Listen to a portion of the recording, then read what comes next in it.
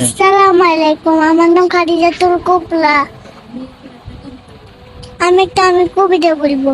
সবার সুখে আসবে আমি, কাব্বা সবাই ঢুকে, নিজে খাবার বিলে দিব আল্লাহর মুখে। প্রিয় দর্শক, আসসালামু আলাইকুম। সবাই কেমন আছেন? আশা করি ভালো আছেন। এই হলো আমার মা খাদিজাতুল কুবরা, এই হলো আশা সিদ্দিকা। আলহামদুলিল্লাহ, আল্লাহ পাক আমাকে দুইটি কন্যা সন্তান দান করেছেন। সবাই দোয়া করবেন, আল্লাহ রাব্বুল আলামিন জানি দুটি কন্যা সন্তানকে কোরআন হাফেজা বানাই দেয়। আমার একটি স্বপ্ন, দুটি কন্যা সন্তানকে আমি কোরআন হাফেজা বানাবো। এই হলো আমার স্বপ্ন। আল্লাহ রাব্বুল আলামিন আমার স্বপ্ন পূরণ করানোর মালিক। আল্লাহর কাছে আমি এটাই দোয়া করি, আল্লাহ রাব্বুল আলামিন জানি আমার দুটি কন্যা সন্তানকে কোরআনের হাফেজা বানাই দেয়। এ হলো আমাদের খাদিজাতুল কুবরা। খাদিজাতুল কুবরার জন্য সবাই দোয়া করবেন। আসসালামু আলাইকুম, আমার নাম খাদিজাতুল কুবরা। আমি কবিতা বলবো। সবার সুখে আসবে আমি, কাব্বা সবাই ঢুকে, নিজে খাবার বিলে দিব আল্লাহর মুখে।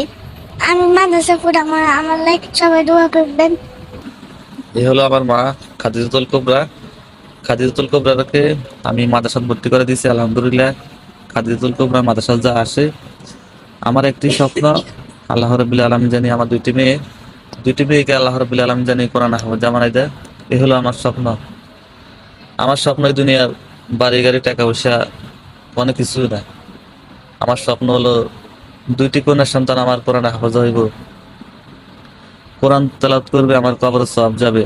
এই হলো আমার স্বপ্ন, এই হলো আমার আশা। আর সবাই খাদিজাতুল কুবরার জন্য দোয়া করবেন, আল্লাহ রাব্বুল আলামিন জানি খাদিজাতুল কুবরাকে আর আশা সিদ্দিকাকে কোরআন হাফেজা বানাই দেয়। সবাই দোয়া করবেন। আসসালামু আলাইকুম ওয়া রাহমাতুল্লাহ।